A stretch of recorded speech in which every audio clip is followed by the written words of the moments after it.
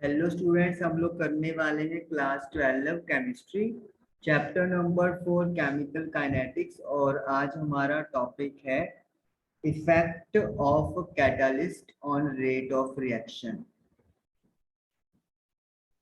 तो कैटलिस्ट कैसे असर करता है उसके बारे में हम लोग पढ़ने वाले हैं। यहाँ पर कैटलिस्ट वर्ड यूज किया गया है ऐसी चीज के लिए जो रेट ऑफ रिएक्शन को इंक्रीज करता है। तो यानी कि अगर रेट ऑफ रिएक्शन को हम लोग इंक्रीज करना चाहते हैं तो we have to use catalyst. हमने एक फैक्टर टेम्परेचर पढ़ा था, तो एक आज दूसरा फैक्टर इफेक्ट ऑफ कैटलिस्ट पढ़ेंगे। अब यहाँ पे पहला तो क्वेश्चन यही आता है कि कैटलिस्ट यूज करने से रेट ऑफ रिएक्शन आखिरकार इंक्रीज होता है, तो उसकी वजह क्या है। उसके लिए हमारी बुक में एक ग्राफ यहाँ पे बनाया गया है potential energy and reaction coordinate के बीच में।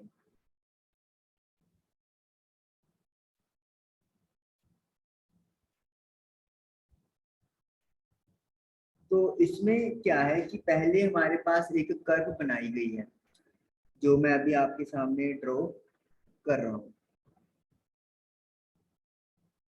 ये जो कर्व आप देख रहे हो ये कर्व है रिएक्शन पाथ विदाउट कैटलिस्ट, यानी कि ये ऑरेंज जो कर्व है ये विदाउट कैटलिस्ट हम लोगों ने ड्रॉ की है।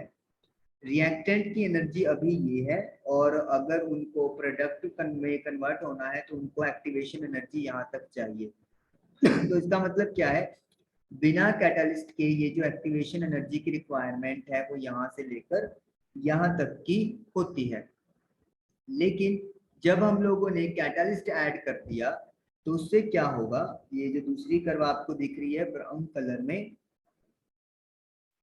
सेम रिएक्शन में ये जो कर्व है वो नीचे की तरफ आ जाएगा। तो इसका मतलब क्या है, इसका मतलब ये है कि अब हमने जब कैटलिस्ट के साथ रिएक्शन किया तो जो एक्टिवेशन एनर्जी का रिक्वायरमेंट है वो कम हो गया है।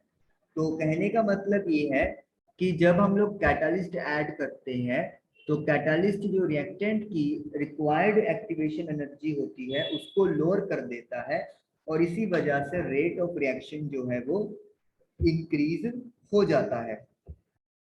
उसके बाद यहाँ पे क्या चीज है, हम लोग इसको एक्टिवेशन एनर्जी से कोरिलेट करते हैं जो अपन ने अरेनियस फैक्टर की बात की थी कि अगर हमारे पास एक्टिवेशन एनर्जी की रिक्वायरमेंट कम होती है तो जो रेट ऑफ रिएक्शन होता है वो उतना ही ज्यादा होता रहता है। यानी कि जितनी एक्टिवेशन एनर्जी कम चाहिए रेट ऑफ रिएक्शन उतना ही ज्यादा होगा। उसके बाद कैटलिस्ट से जुड़े कुछ पॉइंट्स हैं जो हम लोगों को याद रखने हैं। फर्स्ट पॉइंट क्या है, small amount of catalyst can catalyze a large amount of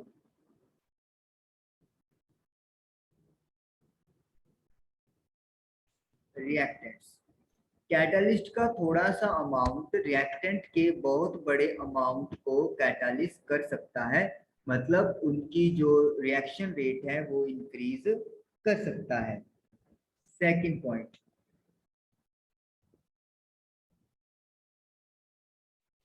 catalyst does not change Gibbs energy.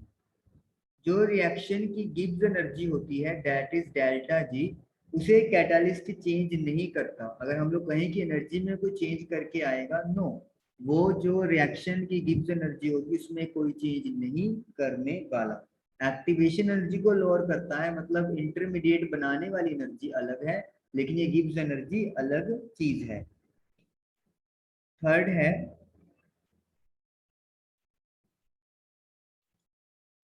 It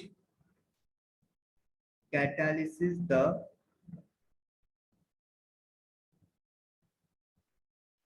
spontaneous reaction but can not catalyse non spontaneous reaction. Catalyst जो रिएक्शन फिजिबल होती है, possible होती है, उनको catalyst कर सकता है, लेकिन जो रिएक्शन फिजिबल नहीं है उनको कैटलिस्ट नहीं करेगा, उनको वे फास्ट नहीं कर सकता। तो मतलब जो रिएक्शन हो रही है उनको ही वो फास्ट करेगा, जो रिएक्शन पॉसिबल नहीं है या जो नहीं हो सकती उनमें कैटलिस्ट अगर हम लोग सोचे कि वो भी शुरू कर देगा या फिर वो भी रिएक्शन होनी शुरू हो जाएगी, ऐसा बिल्कुल भी नहीं होता। नेक्स्ट फोर्थ पॉइंट है catalyst does not change equilibrium constant। Equilibrium constant को भी कैटलिस्ट चेंज नहीं कर सकता। इक्विलिब्रियम कांस्टेंट का मतलब क्या है कि जहाँ पे जाके रिएक्शन पीक पे चली जाती है, हाईएस्ट पे चली जाती है, वो ये नहीं है कि वो उस चीज को इंक्रीज या डिक्रीज कर देगा।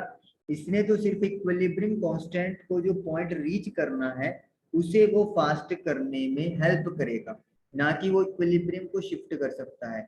तो कैटलिस्ट का काम क्या है, सिर्फ इक्विलिब्रियम कांस्टेंट का जो अचीव होना है उसको फास्ट कर देगा, लेकिन उसे चेंज कर दे ऐसा कुछ भी नहीं होने वाला। तो इसका मतलब क्या है, जो इक्विलिब्रियम का स्टेट है वो सेम ही रहेगा, लेकिन जो उसका पहुंचने का स्टेज होगा वो पहले हो जाएगा। तो इस तरीके से ये आप लोगों के कैटलिस्ट के इफेक्ट हो गए।